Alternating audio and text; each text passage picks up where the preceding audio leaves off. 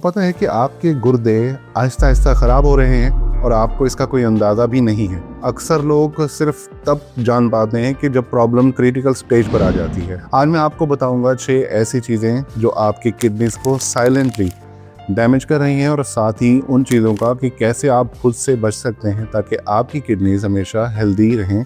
मैं हूं डॉक्टर मोहम्मद उमैर, आप देख रहे हैं प्रो हेल्थ फार्मासिस्ट। हमारे चैनल को सब्सक्राइब कर लीजिए ताकि हेल्थ रिलेटेड वीडियोस आप तक टाइमली पहुंच जाएं। अक्सर लोग ये सवाल करते हैं कि डॉक्टर साहब ऐसी कौन सी चीज़ें हैं जो हम खाएं या फिर उन्हें अवॉइड करें ताकि हमारे गुर्दे हेल्दी रहें।